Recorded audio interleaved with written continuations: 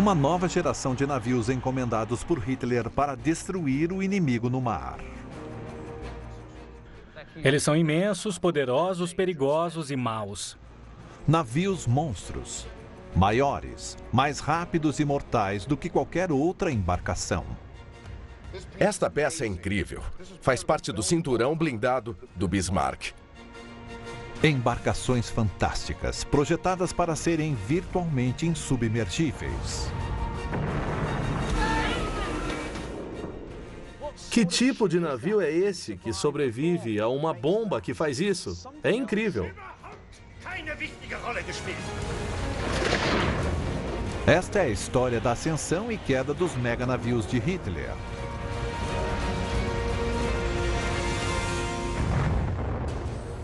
Os maiores projetos de construção da Segunda Guerra Mundial, ordenados por Hitler para garantir o domínio do mundo. Agora eles sobrevivem como lembretes sombrios das fanáticas ambições militares do Führer. Estes são os segredos das obras incríveis do nazismo. Os meganavios de Hitler. Novembro de 1944, Ártico.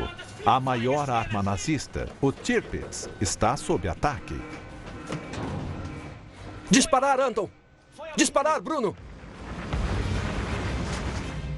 28 bombardeiros aliados lançam cargas de 6 toneladas.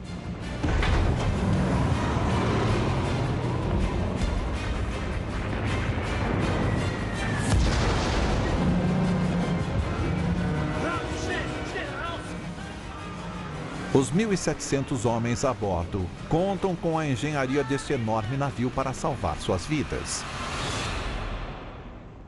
Os restos dessa batalha ainda jazem neste fiorde norueguês. Nossa! Esse é um pedaço de metal bem pesado. Só pode ter vindo do Tirpitz. É emocionante tocar nele. Num pedaço do navio que não existe mais. Esta é a prova física de que essa fera mitológica existiu. É uma maravilha. O arqueólogo de campos de batalha, Dr. Tony Pollard, está explorando o local do descanso final do Tirpitz. E pela primeira vez, câmeras documentais revelarão o que resta do meganavio de Hitler. Os restos do Tirpitz ainda estão no fundo deste fiorde. Ele foi o último dos meganavios de Hitler, mas mesmo sendo um navio solitário, ele impunha uma ameaça de peso aos ingleses, e a Marinha Real fez dele seu alvo número 1, e não se detinha diante de nada para caçá-lo. A história dos meganavios de Hitler começa mais de 4 anos antes do início da Segunda Guerra Mundial. Em 1935, a Alemanha nazista está em ascensão e Hitler tem planos para dominar o mundo. Ele está fortalecendo suas forças armadas, mas sua maior fraqueza está no mar. A Marinha de Hitler é apenas uma fração do tamanho da de seus rivais europeus. As limitações ao tamanho da Marinha Alemã remontam ao Tratado de Versalhes de 1919, fim da Primeira Guerra, quando a máquina militar da Alemanha é maciçamente reduzida. O motivo disso é garantir que a Alemanha não fará a mesma coisa de novo. Mas claro, quando Hitler sobe ao poder em 1933, ele começa a violar esse acordo. E os aliados não têm poder para evitar tudo isso. Hitler quer uma marinha que mostre ao mundo o poderio extremo do Terceiro Reich. Mas fazê-lo enxergar a realidade será uma difícil tarefa. A compreensão de Hitler da Marinha era muito limitada. Ele gostava de pensar em si mesmo como um grande líder militar, mas na verdade seu treinamento militar se resumia aos seus feitos na Primeira Guerra, quando ele conseguiu chegar a cabo. Questões navais, não. Ele não estava sintonizado nisso. O homem a quem Hitler apela é o almirante Erich Rieder, um veterano da estratégia da batalha naval. Hitler conta com ele para revolucionar a marinha alemã. Mostre-me o que tem aqui e como preparou. Hitler imaginava que qualquer guerra futura seria parecida com sua experiência da Primeira Guerra, onde grandes números de navios pesadamente armados e blindados, navios de superfície, disparavam um contra o outro, arremessando bombas em grandes extensões de oceano, vendo quem conseguia afundar quem. Não seria mais complicado que isso. O plano de Hitler requer os maiores couraçados que o mundo já viu. Ele entrega as primeiras plantas de sua frota, 2 couraçados enormes, Bismarck e Tirpitz. Para acompanhar as outras marinhas, estes 2 couraçados serão de 50.000 toneladas cada. A mera ameaça desses navios será suficiente para deter os ingleses, caso seja necessário. O Tirpitz e o Bismarck, 2 dos maiores couraçados que a Alemanha construiu na década de 1930, eram maiores do que qualquer coisa que os ingleses e os franceses tinham. Bismarck e Tirpitz são tão grandes que poucos estaleiros têm estrutura para construí-los. Um é o Blohm & Voss, em Hamburgo.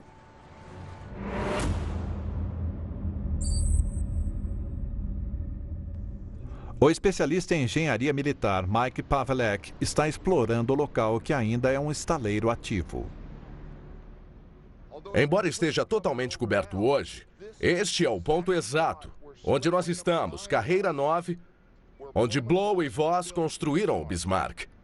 Imagine uma rampa indo daqui até a beira da água, uns 300 metros, onde eles puseram aquilo em 1936. Isso é incrível. É onde o Bismarck foi efetivamente feito.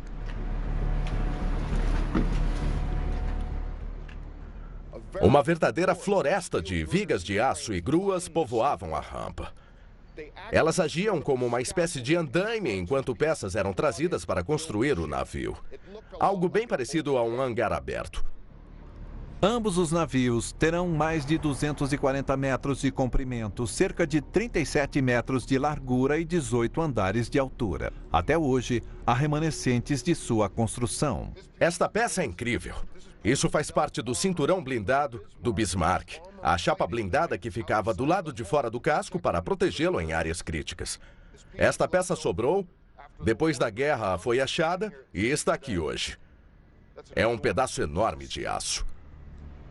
A chapa blindada do Bismarck é projetada para suportar uma carga explosiva de 250 quilos de TNT. Ele era tremendamente bem blindado, era o melhor couraçado blindado que o mundo conhecia. E certamente foi o caso de os alemães exagerarem na engenharia de seus navios, como faziam com tudo. O almirante Hitler quer que os navios sejam insubmergíveis. Primeiro, seus projetistas criam cascos de 2 camadas super fortes. A construção do casco duplo significa que há uma camada externa de metal e também uma camada interna. O casco externo aguenta o estrago, desde que o interno permaneça intacto. Para sobreviver a ataques de torpedos, bombas e ataques aéreos, cada um tem 22 compartimentos herméticos para isolar inundações internas. Esses compartimentos foram projetados para, se o navio fosse penetrado por uma bomba, aquele setor seria lacrado e o resto do navio não inundaria. Ele continuaria flutuando inviável como uma plataforma.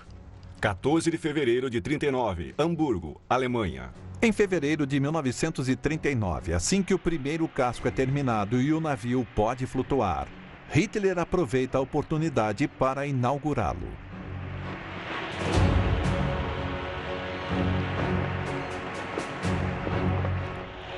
$60.000 espectadores comparecem para ver o batismo do primeiro meganavio de Hitler. Com este desejo ardente, o povo alemão recebe o novo couraçado Bismarck. Pelo comando do Führer e do chanceler, eu te batizo Bismarck.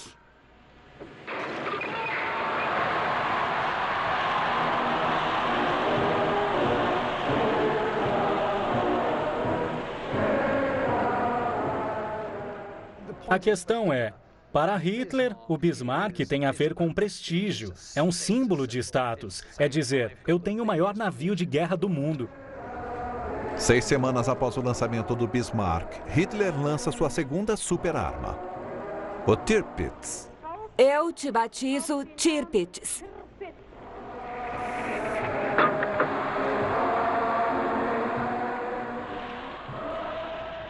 Quando Hitler olha para o Bismarck e o Tirpitz, ele vê uma imagem do próprio prestígio. Eles são imensos, poderosos, perigosos, maus. São uma projeção do poder e autoridade de Hitler. Os 2 novos navios de Hitler estão na água. Logo estarão prontos para a guerra.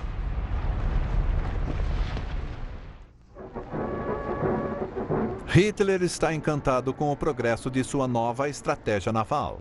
Mas o Bismarck e o Tirpitz são apenas o começo do plano de Hitler para a nova marinha alemã, algo que ele expressa em um manifesto conhecido como Plano Z. O Plano Z, com as embarcações, era um plano para aumentar bastante a marinha alemã. Hitler, com este plano, pensava em fazer da marinha um meio de dominar o mundo. Em termos de embarcações, o Plano Z era uma série de versões maiores e melhores do que o Bismarck e o Tirpitz. O primeiro era o H-39, com cerca de 60 mil toneladas e 265 metros de comprimento, com canhões ainda maiores. Maior ainda, o H-42 pesa mais de 90 mil toneladas e tem mais de 300 metros de comprimento. E o último, o H-44, que era gigantesco, 155 mil toneladas, mais de 400 metros de comprimento, com canhões de 508 milímetros de diâmetro. Ponha isso em perspectiva. Provavelmente o maior canhão que os aliados estavam usando na Segunda Guerra era de 210 milímetros. Então estamos falando de algo absolutamente enorme. O custo total estava estimado em mais de 33 bilhões de Reichsmarks. Mas, no final, a Alemanha teria a marinha mais potente do mundo.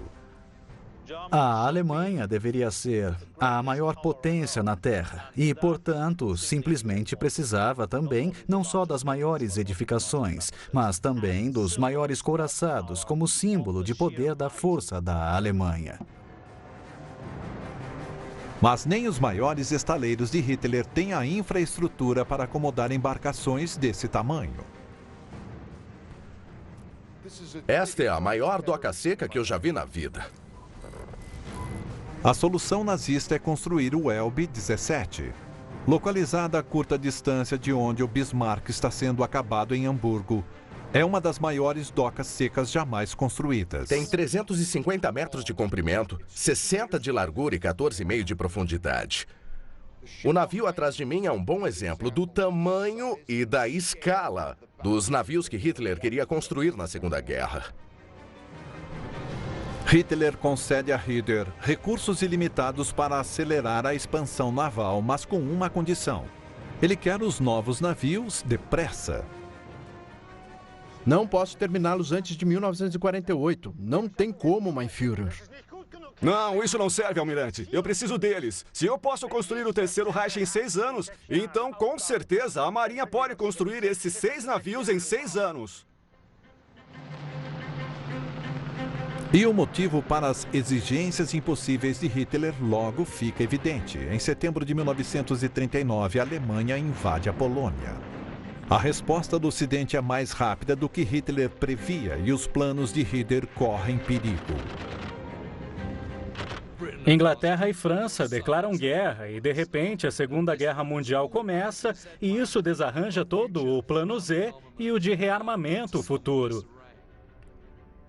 Por isso, o Plano Z fica parado, porque no momento a meta mais imediata é derrotar a França, o que será feito predominantemente por terra e ar, não com poderio naval. Com o Plano Z suspenso, a prioridade de Hitler é levar o Bismarck e o Tirpitz para a batalha.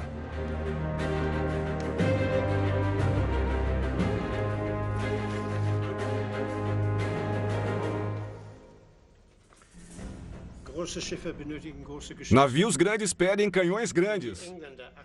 Se os ingleses têm os de 38 centímetros, o Bismarck tem de ter. Não podemos ter navios menores em qualquer aspecto. Hitler exigia canhões maiores por uma razão muito simples.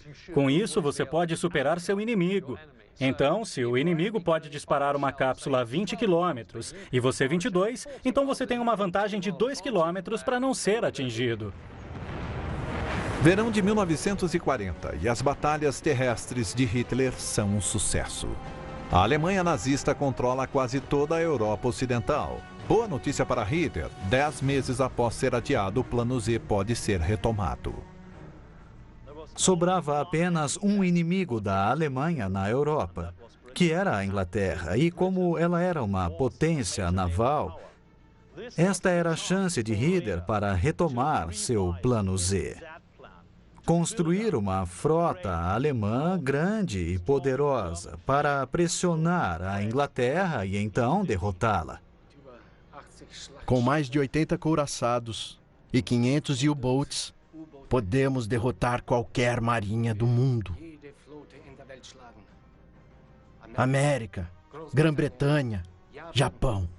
Não estamos mais falando de 8 porta-aviões, estamos falando de 20, falamos de 80 acoraçados. O mundo parecia estar aos pés deles, eles estavam confiantes, animados em excesso, eram como crianças numa loja de doces.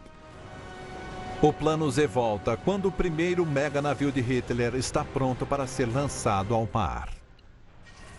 A batalha pelo Atlântico começava a acontecer e, finalmente, o Bismarck estava pronto. Um couraçado imenso, o maior do mundo, com enorme poder de fogo. E também havia uma sensação de confiança de que ele sairia pelo Atlântico e causaria um impacto enorme.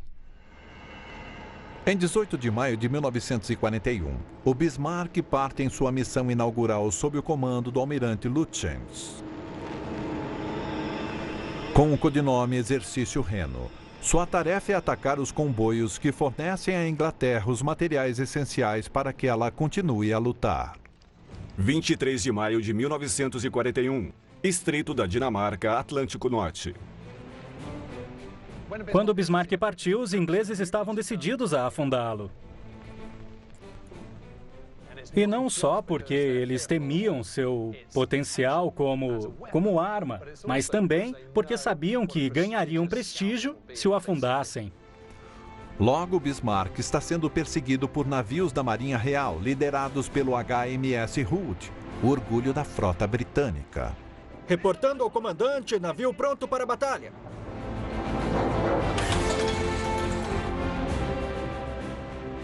Bismarck e Hood trocam fogo pesado.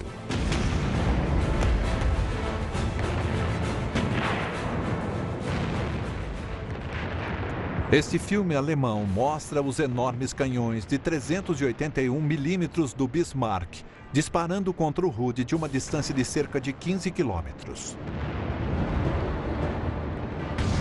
O Bismarck afunda o Hood com um tiro direto. O HMS Hood possivelmente era o navio mais famoso da Marinha Real, mais até que seus couraçados, que seus porta-aviões. Era o único navio que todos conheciam na Inglaterra, e afundá-lo com um tiro foi um golpe terrível para os ingleses e um prêmio para Hitler. Mas o Bismarck também sofre danos.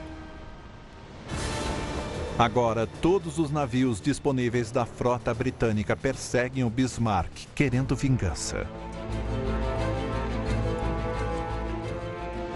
2 dias depois, aviões do porta-aviões inglês Ark Royal interceptam o mega navio de Hitler, que é alvo de torpedos de 457 milímetros, pesando 725 quilos.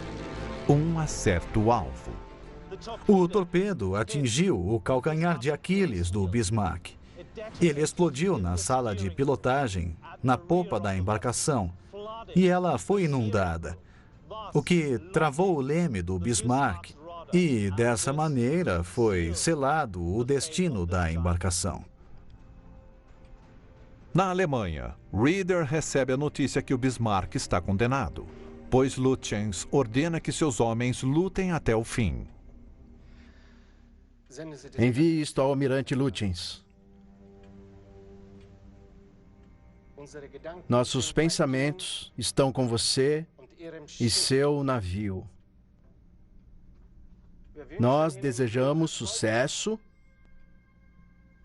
em sua luta desesperada.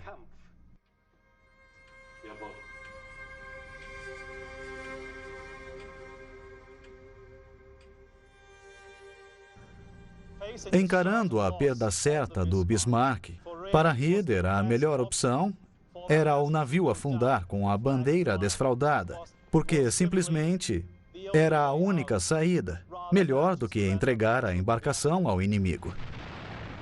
Em 27 de maio de 1941, após quase 2 horas de bombardeio contínuo, o maior couraçado de Hitler afunda em sua primeira viagem. Quase 2.000 marinheiros são perdidos. Para Hitler, é um desastre de propaganda e ele responsabiliza pessoalmente Raeder como chefe da marinha. É inútil ter um navio como o Bismarck no fundo do mar.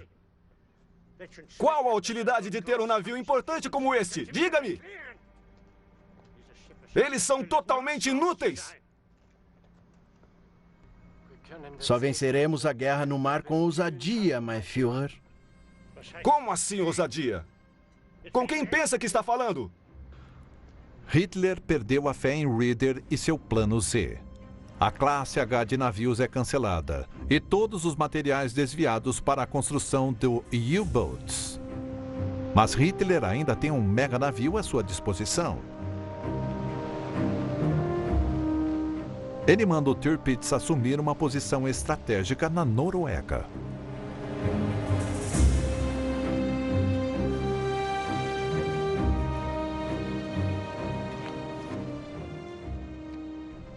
A Noruega era importante para a Alemanha nazista por uma série de razões. Era um possível alvo para uma invasão aliada. E foi por isso que a muralha do Atlântico alemã se estendia do norte da Noruega até a costa espanhola. Mas também estava próxima da rota dos comboios do Ártico, onde navios da Marinha Real escoltavam navios para a Rússia, levando suprimentos vitais para o esforço de guerra russo. E se os alemães quisessem atrapalhar os comboios, eles tinham que estar na Noruega. O plano de Hitler para o Tirpitz logo começa a compensar. O Tirpitz não precisava sair do porto para ser um problema para a Marinha Real. O simples medo de sua presença bastava para que eles pudessem reforçar a escolta dos comboios com navios que poderiam estar sendo usados em outros lugares. Isto serve a Hitler. Ele não quer enfrentar os aliados. Mas na véspera do Ano Novo de 1942, contra as ordens de Hitler, uma força-tarefa naval alemã ataca um comboio aliado nas costas da Noruega. Hitler fica furioso. Suas ordens foram desobedecidas. A frota de alto mar não teve papel importante nesta guerra. Temos poder de luta parado, enquanto o exército não para de combater. Falta marinha, homens e ação dispostos a lutar. O uso de navios importantes para atacar comboios comerciais é estritamente contra minhas ordens. Minhas ordens, almirante! Todos os navios importantes serão agora desviados. Suas armas e tripulações serão mandadas imediatamente para a Noruega para dar apoio à defesa da costa. O rompante de Hitler é a última gota para Raeder. Humilhado pelo descarte do plano Z e agora vendo sua frota sendo desmantelada, ele se demite. Seus navios são desmontados e suas armas enviadas para a muralha do Atlântico. Mas um navio é exceção: o Tirpitz. Hitler tem planos para seu valioso couraçado. Em março de 1943, ele o envia mais ao norte para ficar à espreita num fiorde ártico. O Tirpitz passou 18 meses ancorado em Kafjord, aqui atrás de mim. E havia motivos para isso. Um é que era um navio enorme e precisava de muito combustível para se movimentar. E não havia muito sobrando. Por isso, ele precisava conservá-lo ficando totalmente parado. Uma nova tripulação fica cuidando do mega navio ancorado. Dentre os mais de 2.500 homens a bordo está o tenente Willibald Volsing, de 18 anos. Recém-treinado no uso de armas, ele tem um papel vital na proteção ao navio.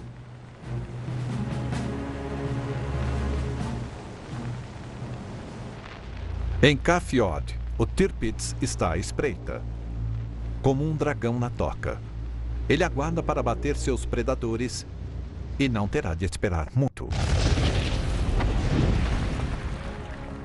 No verão de 1944, após a libertação de Leningrado e o bem-sucedido Dia D, a guerra está decididamente a favor dos aliados. Para o desconforto da tripulação do Tirpitz, os ingleses agora o têm como alvo. Para o primeiro-ministro inglês Churchill, o Tirpitz passou a ter uma enorme importância. Ele o chamava de a besta, e não era somente caso de abatê-lo, por ser uma arma perigosa.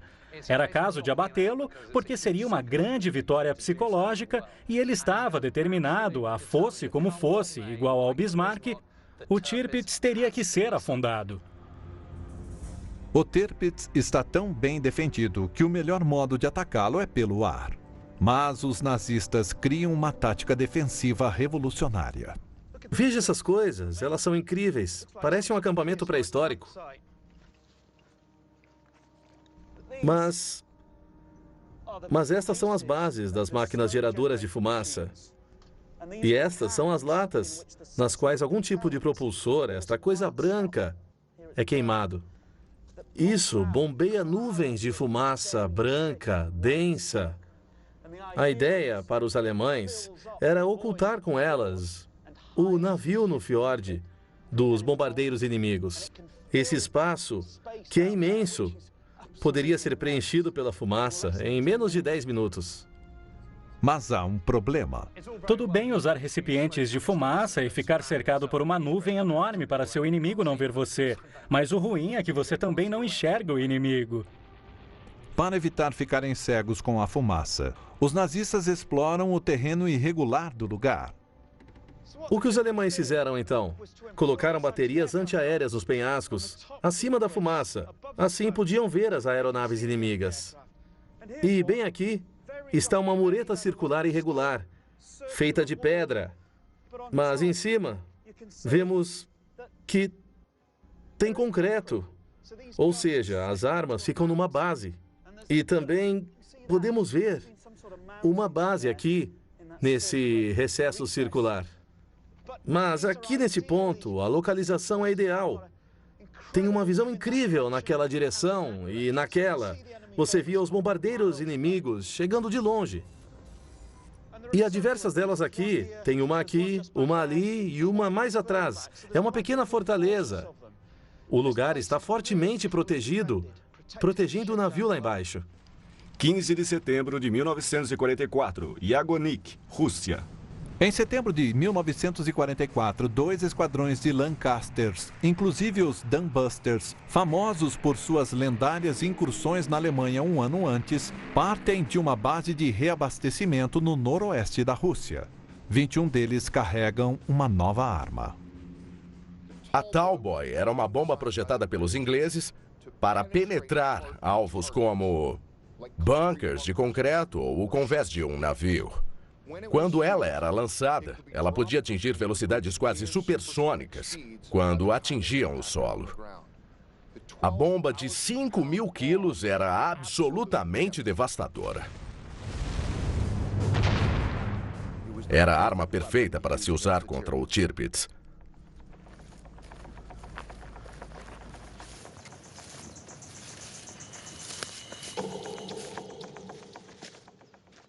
Nossa! Não tem erro. Isso só pode ser uma cratera de bomba. Enorme. O tamanho é incrível. Nós podemos ver onde a bomba caiu na montanha e espalhou pedaços maciços de pedra.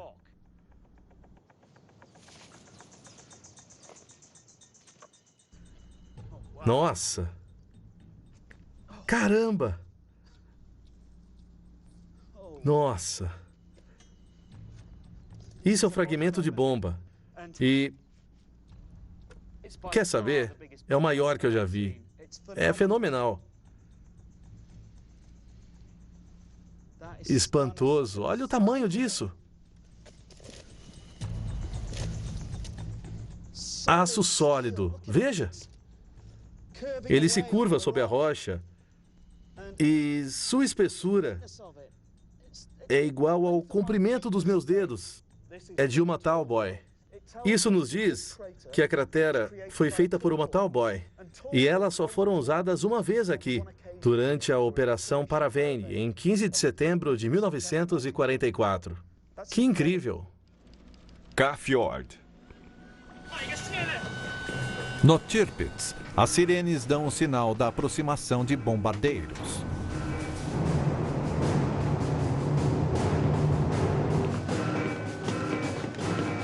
O jovem oficial Willibald Volsing relembra o momento em suas memórias. Fomos informados que 25 bombardeiros Lancaster estavam vindo diretamente até nós. Nós apontamos nossos canhões e esperamos eles estarem ao alcance. Disparar, Anton! Disparar, Bruno!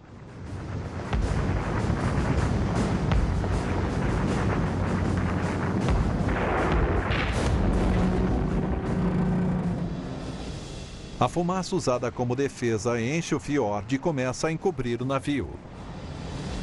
Do convés do Tirpitz, os canhões desencadeiam uma barreira de fogo, enquanto a primeira leva de Lancaster entrega sua carga mortal.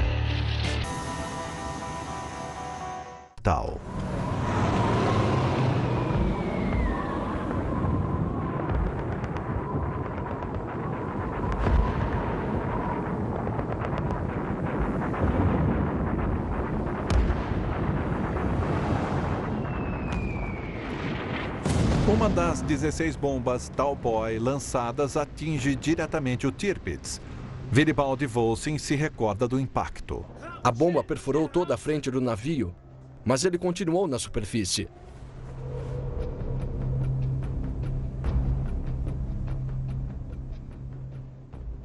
Imagine a devastação que não deve ter causado. Ela passou pelo convés e foi até o fundo, abrindo um buraco de 12 metros na lateral. Tinha água jorrando de todo lado, homens mortos em toda parte. Mas o fato é que ele não afundou, só foi muito danificado. Que tipo de navio é esse que sobrevive a uma bomba que faz isso? É incrível.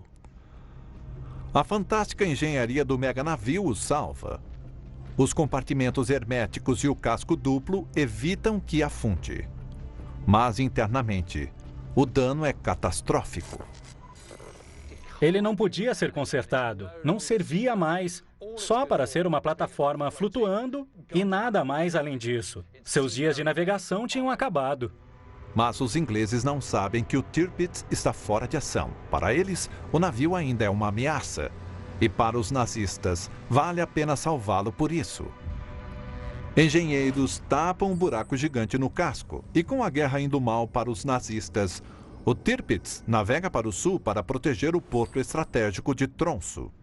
Para proteger o navio deles, os alemães levantaram um banco de areia para ele ficar seguro. Caso o navio seja atingido de novo, ele vai assentar na areia e não afundar. E o Tirpitz se torna parte da muralha do Atlântico. Os nazistas podem pensar que agora o Tirpitz é insubmergível, mas eles cometeram um erro crucial. Ele se colocou diretamente no alcance dos bombardeiros da RAF, que operam a partir da Escócia, e o meganavio nazista é seu alvo número 1. 12 de novembro de 1944, Losemount, Escócia. Decididos a terminar o que começaram, os esquadrões britânicos partem em outro ataque ao Tirpitz.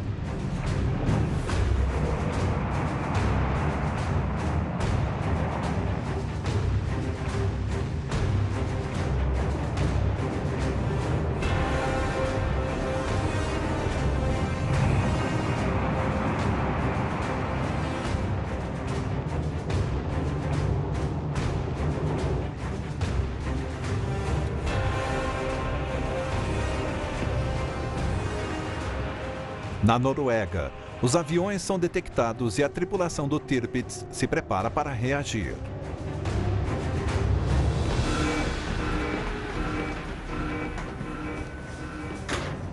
Todos estavam em posição quando os bombardeiros nos sobrevoaram, mas havia um problema com o sistema automático de disparo. Não conseguimos rastrear os aviões com os canhões e erramos os tiros. Não abatemos uma aeronave sequer.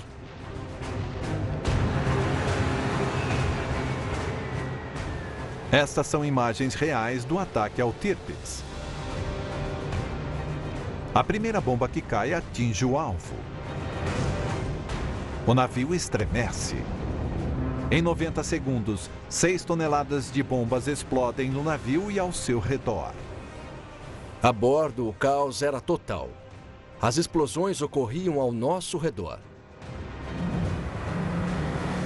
Ondas de choque das bombas explodindo no fiord fazem o Tirpitz inclinar de lado, desalojando-o do banco de areia protetor. A água começa a entrar e o Tirpitz tomba com 1.700 homens a bordo. O tenente Volsin é um das centenas de marinheiros presos dentro dele.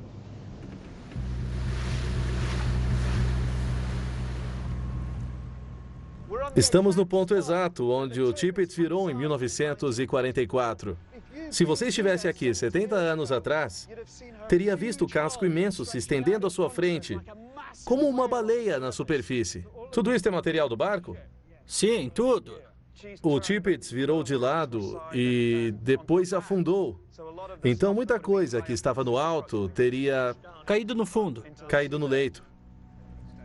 Apesar de uma operação de resgate na década de 50, cerca de 20% do Tirpitz continuam espalhados pelo fundo do fiord.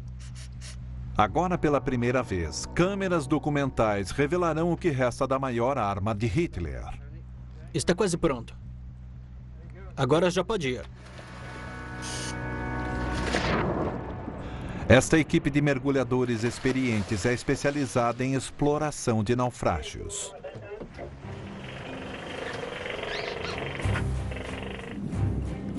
Hoje, nada será retirado dos restos do navio.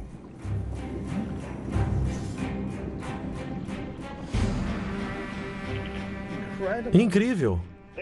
Esses destroços são realmente incríveis. É como se um gigante tivesse pego o navio e o agitado, e tudo dentro dele tivesse caído no fundo do fiord. E é isso que estamos vendo agora. Tem um monte de coisas ali. A visibilidade é muito boa.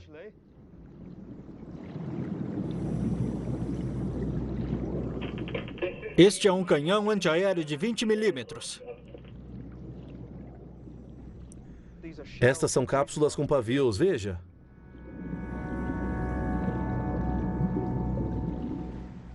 Incrível. Essa é a parte pontuda de um dos projéteis disparados pelo navio. Canhões enormes. O alcance deles era de 30 a 50 quilômetros. Armas incríveis. O navio tinha 8 assim.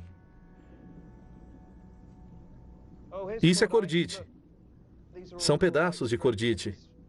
O explosivo das cápsulas, ele vem assim, parece espaguete amontoado. Se tirar isso da água hoje, e se você quiser acender, ele vai funcionar, vai pegar fogo. Em 1944, a situação era desanimadora para Volsin e os outros sobreviventes. Nós nos agarramos ao que pudemos achar para ficar à tona da água gelada que entrava por todo lado. Logo estava na altura da cintura e nós sabíamos que tínhamos pouca chance de escapar com vida do navio virado. Apesar da chapa blindada e o casco de aço grosso que deixava o Tirpitz impenetrável, agora aprisiona os que estão vivos dentro dele. 30 minutos depois de o Tirpitz virar, somente o casco permanece acima da superfície do fiord. E a maré está subindo. Não adianta. Não temos saída. Já tentamos de tudo. A maioria dos homens ficou presa a bordo e teve início uma grande operação de resgate. Eles estavam sobre o casco com maçaricos tentando abrir buracos e ouviam os homens batendo no metal. Socorro! Socorro!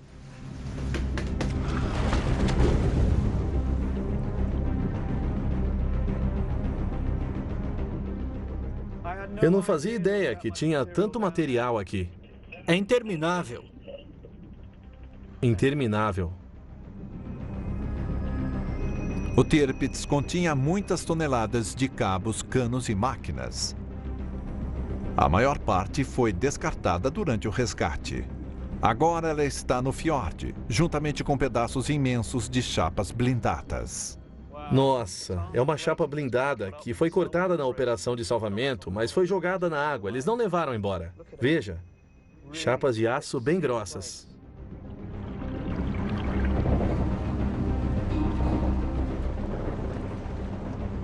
Cortar o aço era a única chance de salvar os homens presos lá dentro. Vamos sair dessa. Ei! Estamos aqui! Tem alguém aí? Socorro! Eles tentavam desesperadamente mandar sinais para os camaradas lá fora. Eles batiam contra as paredes do navio. Dos 1.700 membros da tripulação a bordo do Tirpitz, quase 1.000 morreram.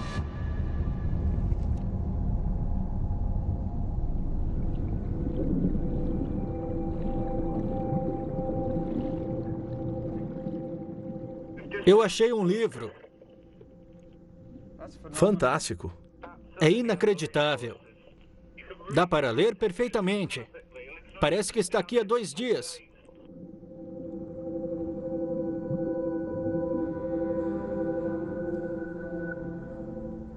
Dá para ler a palavra guerra. Guerra? Bem adequada. Encontrei o que parece ser a parte de um cinto ou de uma medalha. Está bem aqui. Veja, na verdade é um botão. Estou vendo. Que incrível. Certo, devolva e vamos deixar aí.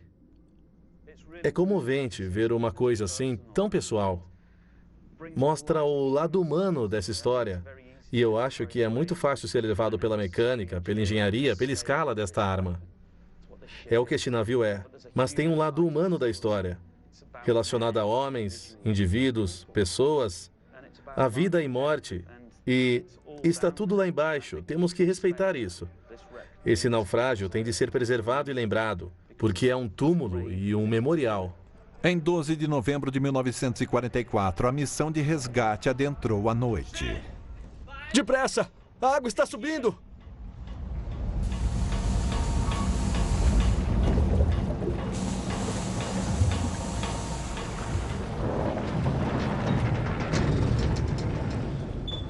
Graças a Deus! O tenente Volsing foi um dos 87 marinheiros resgatados. O naufrágio do Tirpitz marca o fim definitivo das aspirações navais de Hitler. No fim de 44, no oeste, os aliados estão avançando pela Europa. No leste, os soviéticos abrem caminho até Berlim. E agora os 2 meganavios de Hitler, símbolos de status do Terceiro Reich, estão submersos. Os meganavios de Hitler fracassaram porque não eram muitos e não tinham o apoio de outras embarcações e muito menos de poderio aéreo, de porta-aviões. E na Segunda Guerra era preciso ter couraçados e poderio aéreo, algo que os nazistas nunca desenvolveram. Navios grandes são coisa do passado. A guerra foi dominada pelo poderio aéreo, por submarinos. E não é coincidência aviões terem tido um papel vital no afundamento de ambos os navios. Depois da guerra, o almirante Rieder foi condenado à prisão perpétua no julgamento em Nuremberg por violar o Tratado de Versalhes. Libertado por estar com a saúde fraca, ele morreu em 1960. Willibald Volsing retomou a vida civil na Alemanha. O naufrágio do Tirpitz põe fim à era dos meganavios nazistas. Nunca mais couraçados como esses dominarão